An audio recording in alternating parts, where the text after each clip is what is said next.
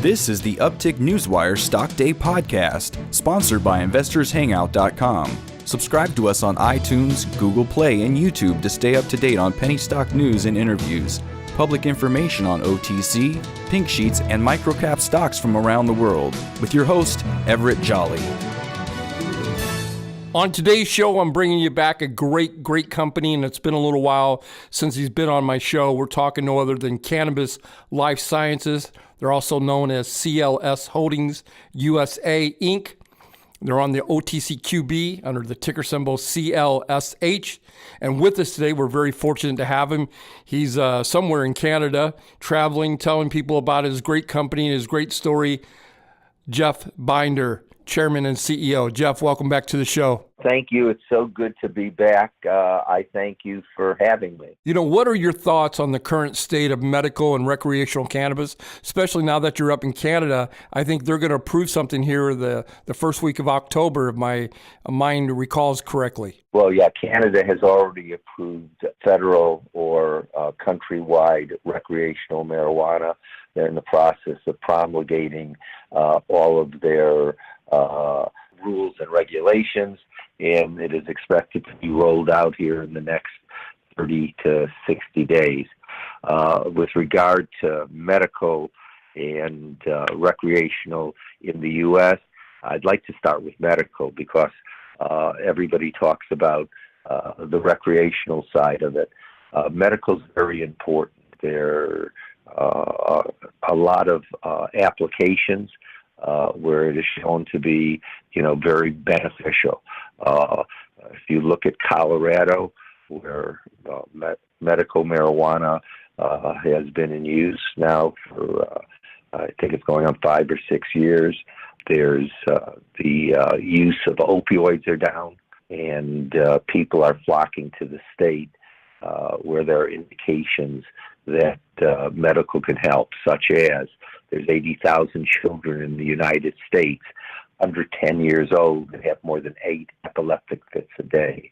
They have no quality of life. Medical marijuana has shown to be very effective. One of the reasons I'm involved in this industry is one of my godchildren, 2.5 years old, was diagnosed as high as you could be diagnosed in the autistic scale, and by 3 years old, she was almost catatonic. Now, wow. She had early intervention. There were a lot of things that we were able to do to assist her, but she went on a dietary supplement 3 times a day, starting at 3.5 years old. She'll be 8 years old this week, as a matter of fact. She's mainstreamed in school. She's active. She's social. And the way a stranger would know that she is autistic is when she gets excited, she has that hand movement. So I don't want us in the industry to lose sight of the benefits that medical marijuana can bring. And as we learn more about it, it's becoming more and more promising. Very well said. As far as recreational marijuana, I'm a believer that it should be recreational. It should be across state lines. I believe that you should have to be 21 years old before you can partake of recreational marijuana, just like alcohol. I believe the statistics have shown that marijuana is a safer form of stimuli than alcohol. And again, in states like Colorado and other states where it is recreational, you actually see the use of opioids going down, which I think is the biggest epidemic facing the adult communities in the United States today. That one of the biggest issues facing the younger adults is depression. Marijuana has shown to be very effective when used to combat depression. So again, like anything else, anything can be abused, but I think it should be regulated, federally legal, And at 21 years old, it should be open to the public. Let's switch gears here just for a second, if we can, Jeff. Recently you put out a press release, I think around the middle of September, about announcing the two potential huge deals. Can you elaborate on that, and how's that going to transform your company? Sure. First of all, let me just give you an overview of what our corporate strategy is. Our corporate strategy is we're looking to states that have limited licensing that is currently medical that will be going recreational.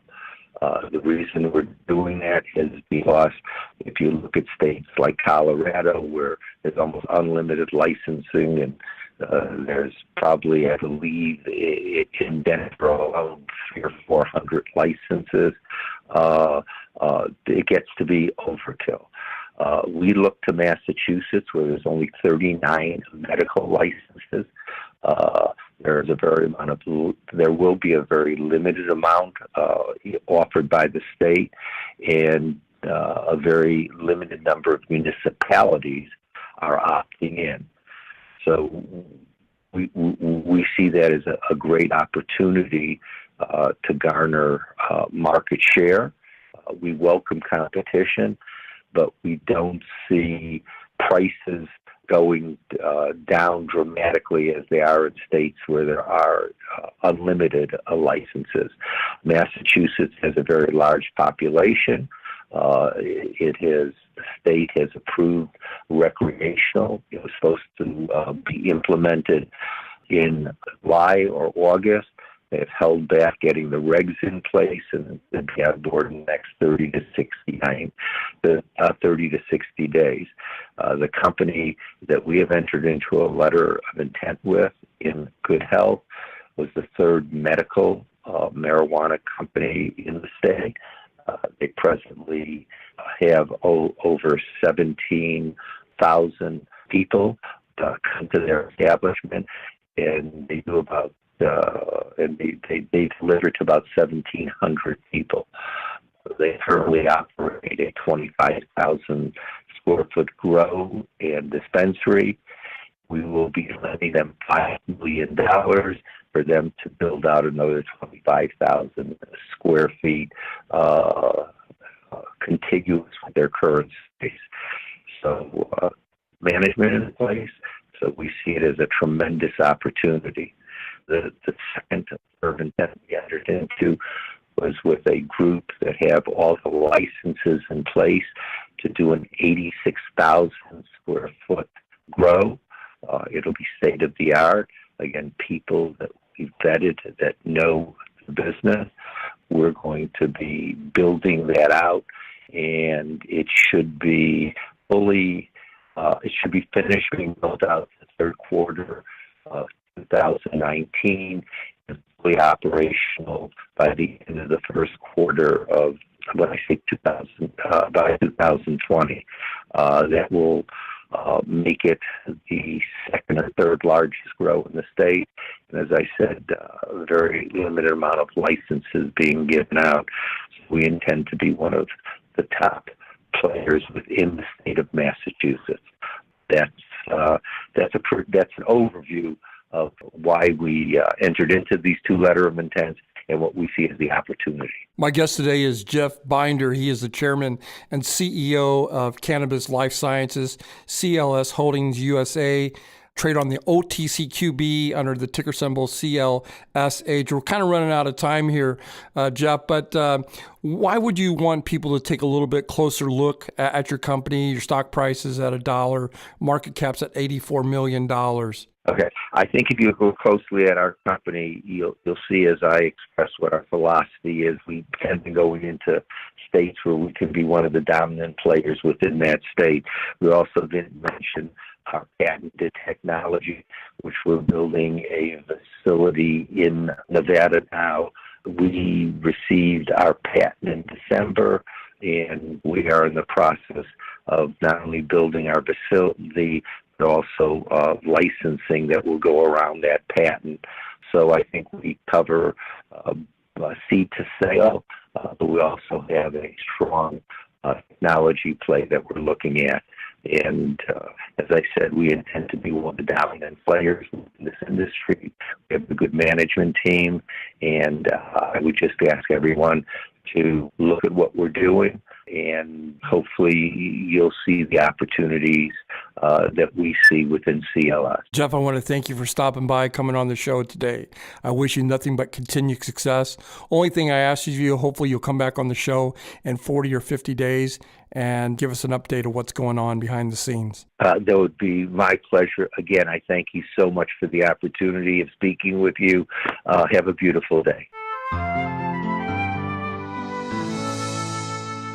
This program is entirely sponsored and produced by Uptick Newswire LLC, which is responsible for the content. The opinions and information provided on this program are those of the guests and those of the respective companies they represent, and do not necessarily reflect those of the staff or management of Uptick Newswire. Uptick Newswire encourages all listeners of this program to do their due diligence and research when determining investment strategies that will work for them, or to seek the assistance of an investment professional. The guests of this program may have paid for its distribution and are not directly affiliated with Uptick Newswire or this station.